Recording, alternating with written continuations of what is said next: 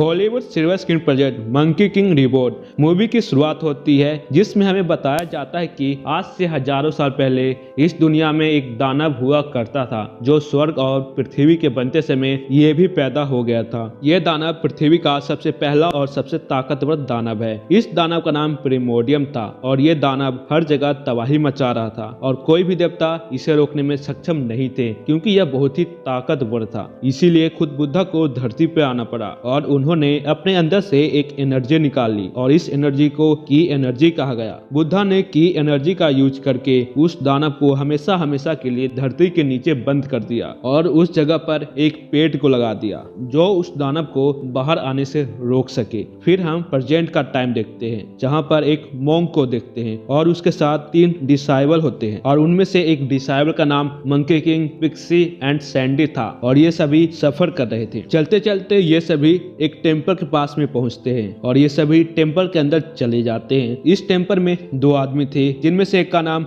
Bright moon pure wind है। ये दोनों आदमी इन सभी का स्वागत करते हैं और मास्टर पूजा करने के लिए चले जाते हैं। वहीं हम पिक्सी को देखते हैं जो मास्टर को बिजी देखकर उन दोनों सेवकों के पास में चला जाता है और उनकी बातें सुनने लगता है। वे सेवक आपस में बातें कर रहे थे कि हमें उसे छुपा कर रखना होगा। पिक्सी को लगता है कि शायद ये किसी खजाने की बात कर रहे हैं। वो ये बात जाकर मंकी किंग को बता देते हैं। इसके बाद ये दोनों उनका पीछा करते हैं और वह दोनों उनका पीछा करते हुए एक जगह पर पहुंच जाते हैं और वो जगह काफी खूबसूरत थी और उसी जगह पर उन्हें एक बहुत अलग सा पेड़ दिखाई देता है। उस पेड़ पर एक फल लगे होते हैं। मंकी किंग उस फल को तोड़कर खाने की कोशिश करता है, जिस वजह से वह फल नीचे गिर जाता है और नीचे गिरते ही वह फल गायब भी हो जाता है। मंकी किंग को समझ में आ जाता है कि ये फल किसने लिया है। वह तुरंत नीचे जाकर जमीन के छोटे से मॉन्स्टर को बाहर निकालता है, क्योंकि उसे लगता है कि शायद इसी मॉन्स्टर ने मेरे फल को खा लिया है। मंकी किंग उस मॉन्स्टर से अपना फल वापस मांगता है, पर वह मॉन्स्टर कहता है कि मैंने तुम्हारा फल नहीं खाया,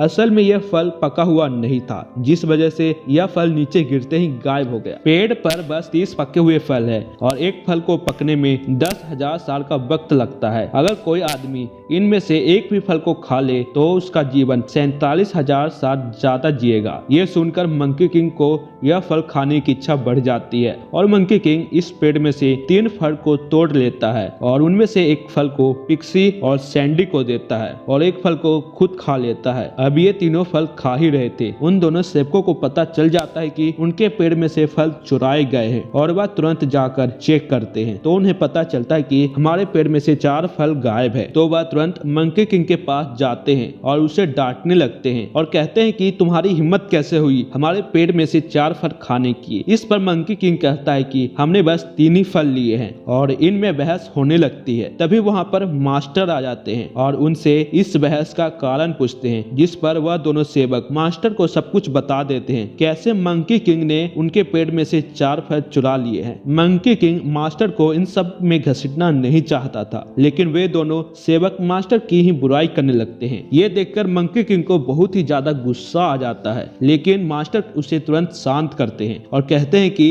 इन पर अटैक मत करना। मंकी किंग शांत होने की कोशिश करता है, लेकिन वे दोनों आदमी मास्टर की बुराई करते जा रहे थे, जिसकी वजह से मंकी किंग को बहुत ही ज्यादा गुस्सा आ जाता है और कहता है कि तुम फल की बात कर रहे हो, मैं उस पूरे पेड़ को ही उखाड़ के फेंक दूंगा। अब ऐसा कहते ही मंकी किंग उस पेड़ की तरफ जाने लगता है और वहां पर जाते ही मंकी किंग तबाही मचाने लगता है, जिसकी वजह से वह पेड़ भी तबाह हो जाता है। फिर वहां पर इस टेम्पल के ग्रैंड मास्टर आते हैं और वह अपने डिसाइबल से कहकर एक शील्ड को तैयार करते हैं, जिसमें मंकी किंग को कैद कर दिया जाता है और मंकी किंग ग्रैंड मास्टर के बीच में फाइट होने लगती है और ये फाइट देखने में काफी आइकॉनिक लेवल की होती है। मंकी किंग ग्रैंड मास्टर के बीच में फाइट हो ही रही थी, तभी जमीन के अंदर से एक दानव बाहर निकलता है और मंकी किंग के मास्टर को ले जाता है। ग्रैंड मास्टर मंकी किंग और उसके दोनों साथियों को एक कवच में बंद करते हैं और उन्हें बताते हैं कि तुमने कितनी बड़ी गलती की है और वे उससे सारी बातें बता देते हैं और कहते हैं कि दानव तुम्हारे मास्टर को ले गया। अगर 3 दिनों में अपने मास्टर को नहीं बचा पाए तो वह दानव तुम्हारे मास्टर के शरीर को खा जाएगा। फिर हम उस दानव यानी कि प्रिमोडियम को देखते हैं जो मास्टर को लेकर पहाड़ी के चोटी पे गया था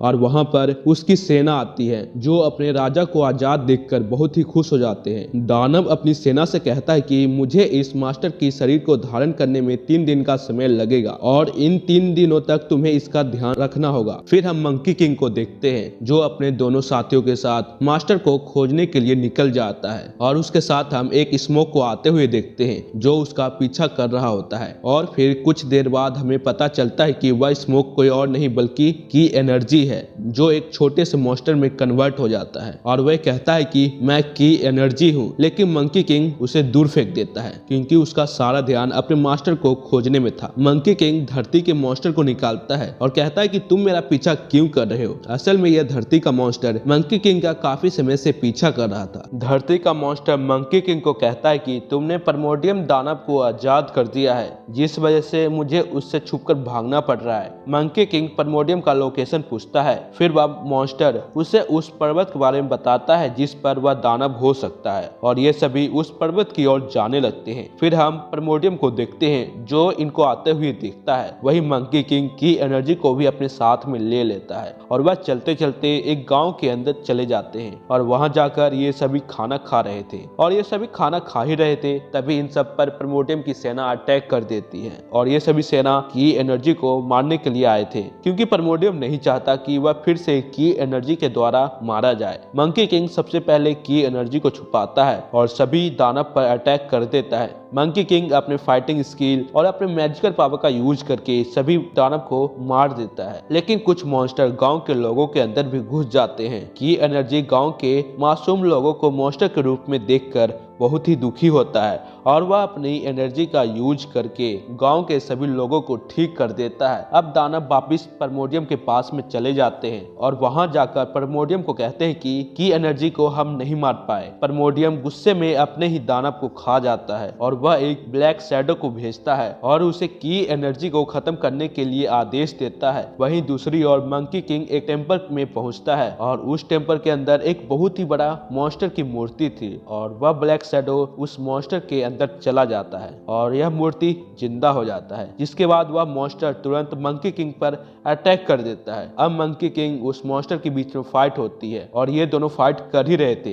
ब्लैक शैडो अपने एक और मॉन्स्टर को बुलाता है जिसकी बहुत ही तेज स्पीड थी। वह अपनी तेज स्पीड का यूज करके पिक्सी और सैंडी पर अटैक कर देता है और उनमें फाइट होने लगती है और अब मंकी किंग अपने बाल को तोड़कर उस मॉन्स्टर पर छोड़ देता है। मंकी किंग का बाल जैसे ही उस मॉन्स्टर को छूता है वह मॉन्स्टर वैसे ही मारा जाता है। अब मंकी किंग ब्लैक शैडो के बीच में फाइट होने लगती है जिसमें मंकी किंग ब्लैक शैडो पर अटैक करके उसे वहीं पे खत्म कर देता है, लेकिन ब्लैक शैडो अभी तक मरा हुआ नहीं था। वह अपने अंदर से शैडो निकालता है और मंकी किंग पर अटैक कर देता है, लेकिन तभी की एनर्जी आती है और उसे फूंक मारकर मिटा देती है। अब ब्लैक शैडो मंकी किंग से अपनी जान की भीख मांगता है। फिर वह मंकी किंग प्राइमोर्डियम के बारे में पूछता है जिस पर वह ब्लैक शैडो मंकी किंग को सब बताता है। फिर वह मंकी किंग को जंगल की तरफ जाने के लिए कहता है और वह उसे पहाड़ी की चोटी दिखाता है और कहता है कि इसी पहाड़ी पे प्राइमोर्डियम है और अब मंकी किंग उस पहाड़ पर जाने लगता है। फिर हम प्राइमोर्डियम को देखते हैं जो अपनी आर्मी को क्रिएट करता है और वह अपने असली रूप में वापस आ जाता है। मंकी किंग चलते चलते पहाड़ी तक पहुंच जाता है। अब प्राइमोर्डियम की सेना मंकी किंग के पास अटैक करने के लिए चले जाते हैं। मंकी किंग, पिक्सी, सैंडी भी तीनों प्राइमोर्डियम की सेना पर अटैक करने के लिए आगे बढ़ जाते हैं। अब ये तीनों प्राइमोर्डियम की सेना पर अटैक कर देते हैं। पिक्सी अपनी साइज को बड़ा करके सभी डीमन पे अटैक कर देता है। मंकी किंग अपने डंडे का यूज करके सभी डीमन को खत्म करने लगता है, लेकिन इन्हीं में से एक लेडी डीमन पिक्सी को अपने कंट्रोल में कर लेती है और ये बात मंकी किंग को पता चलते ही वह उस फीमेल डीमन के पास में जाता है और उस पर अटैक करके पिक्सी को उसके कंट्रोल से बाहर निकालता है, जिस वजह से पिक्सी वापस से नॉर्मल हो जाता है और वह फिर सभी डीमन पे अटैक कर देता है और यहाँ पर बहुत ही सारे डीमन आ जाते हैं और मंकी किंग अपने बाल को तोड़ता है और उस बाल में से मंकी किंग के क्लोन बाहर निकल जाते हैं जो सभी डीमन पे अटैक कर देते हैं और ये देखकर प्राइमोर्डियम को काफी ज्यादा गुस्सा आता है और वह खुद ही अपने असली रूप में आता है और मंकी किंग के पास में जाता है।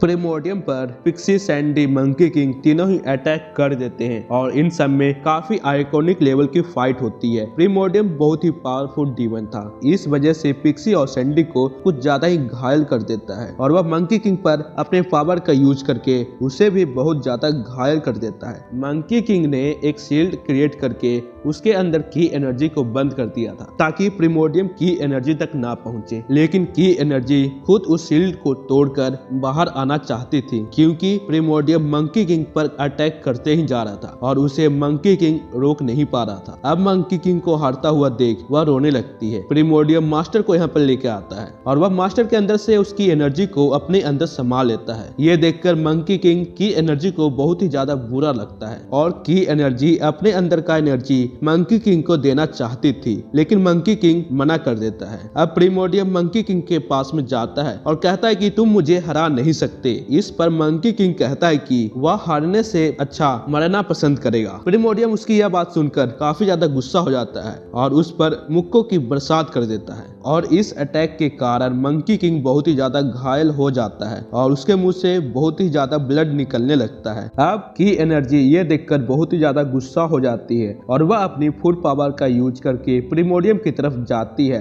और उस पर अटैक कर देती है और यह देखकर हमें ऐसा लगता है कि प्रिमोर्डियम यहाँ पे मारा जाएगा, लेकिन प्रिमोर्डियम अपने दोनों हाथों को जोड़कर अपने आप को स्टेबल करता है और वह की एनर्जी को दूर फेंक देता है। असल में प्रिमोर्डियम के अंदर मास्टर की एनर्जी आ चुकी थी, जिस वजह से प्रिमोर्डियम के पास में बहुत ही ज्यादा ताकत आ जाती है और वह की एनर्जी को खत्म कर देता है। अब की एनर्जी का शरीर एक धूल बनकर मंकी किंग के पास में चला जाता है और जैसे ही की एनर्जी मंकी किंग के अंदर समा जाता है, मंकी किंग का दिल धड़कने लगता है और वह फिर से खड़ा हो जाता है और मंकी किंग का शरीर पूरी तरीके से चेंज हो जाता है और वह उसका यह रूप देखकर बहुत ही ज्यादा हैरान हो जाता है और उससे पूछता है कि आखिर तुम कौन हो। फिर मंकी किंग उसे अपने डंडे से अटैक कर देता है और मंकी किंग प्रिमोर्डियम पर मुक्कों की बरसात कर देता है और इस अटैक को प्रिमोर्डियम नहीं रोक सकता। फिर मंकी किंग अपने डंडे को बहुत ही बड़ा कर लेता है और वह उस डंडे से